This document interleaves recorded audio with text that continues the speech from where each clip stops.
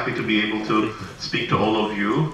And what I'm going to do is speak for just about 10 minutes and then take 10 minutes of questions. I had the pleasure of speaking to you again remotely in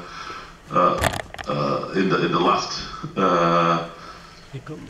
AEA meeting, so I'm not going to give another formal presentation, but I want to emphasize 3 points during this short speech that are relevant for the broader world, but particularly for Armenia.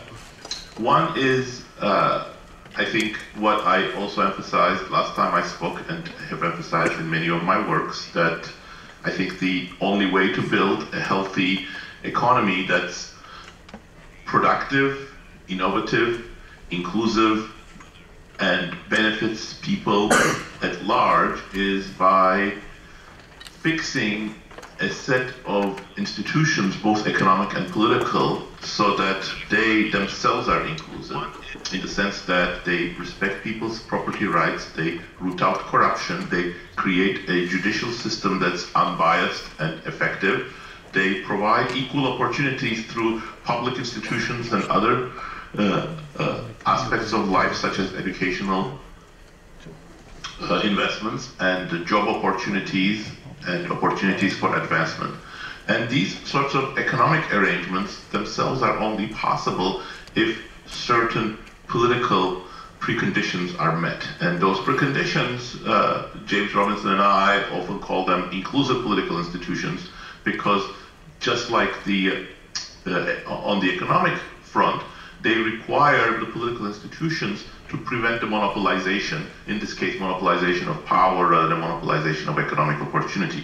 And these inclusive political institutions work essentially based on something like democracy, because if you don't have democracy, if you don't have electoral democracy in which different political parties participate, compete, and people can advance in the political game, so to speak, then you're going to have monopolization of power by some group. But democracy itself is not enough. Voting itself is not enough, because voting can be marred by clientelism, that political parties buy votes or manipulate votes, or you can have electoral process bring people to power, but once they come to power, they act in unchecked, unrestrained manner, because the rest of the institutions, including the judicial institutions, including checks and balances, and including civil society itself, with media, with mobilization, with non-governmental organization, and people participating in politics are absent. And so it's not easy to build inclusive economic institutions. It's not easy to build political institutions that are inclusive. What's even harder, and somewhat less well understood, of course, is how to actually go about the process of building them. And you know, we have a long history of different countries experimenting with different institutions, failing, succeeding, failing again. But you know, in this history, there aren't all that many, probably more than there are not more than 24 of cases where you can say, starting from extractive, non-inclusive institutions, you start building inclusive institutions successfully, and this process works out generally. And what are the commonalities, hallmarks of these examples? Well, I will say there are essentially no silver bullets, but there are two commonalities. One is that you prevent, in the process of transitioning from extractive institutions to inclusive institutions, a deep polarization in society, so that the resistance to the institutional reforms does not become completely paralyzing for society. You avoid violence, you avoid any sort of big confrontation that will then itself starts different vicious circle-like dynamics. And second, you do this in a way that economic institutions and political institutions become complementary to each other over time. And the best way of doing that is to go to take the process of institutions building and broadening the base of the coalition that participates in institutions and the economy as broad as possible.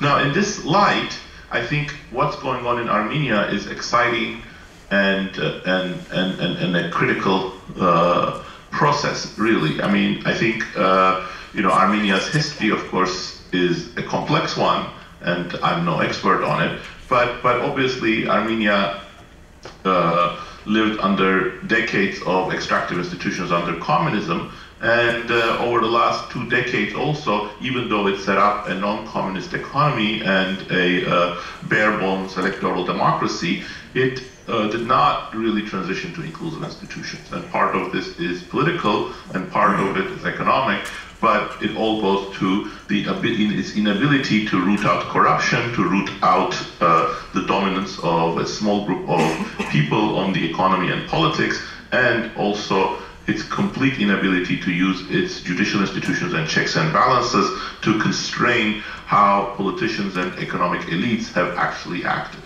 And what's exciting during the current juncture is that Armenia has overall as a society recognized this problem and taken actions in order to rectify it.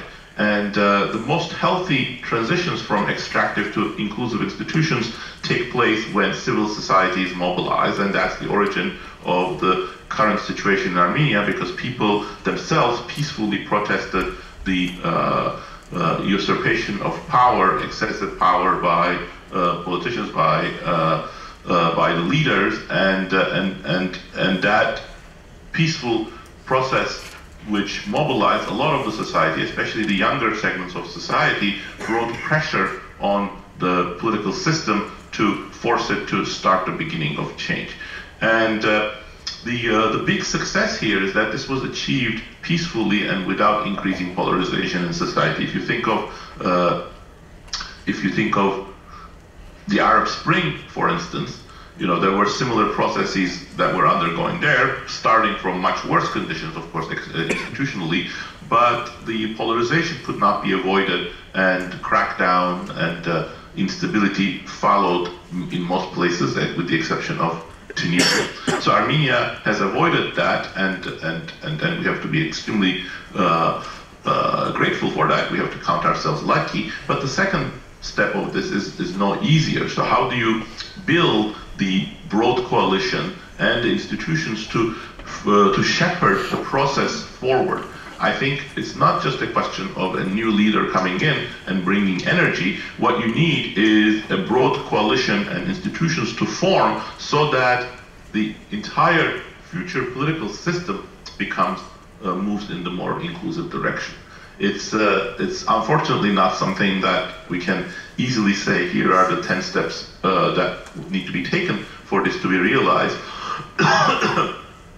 But we do know, we have some experience from other countries, and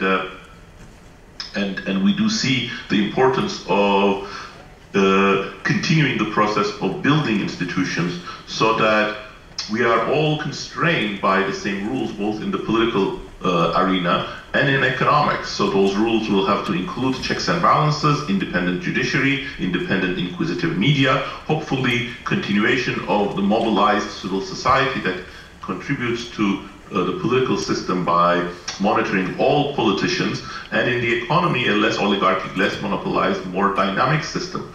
I think Armenia has 2 advantages in this, but comparatively it's still educated, and I think right now it's optimistic and it's mobilized, it's looking into the future, it's looking to the future with optimism. And I think that's the first important step after the peaceful beginning of the transition. So let me stop there and take a few questions, if you would like.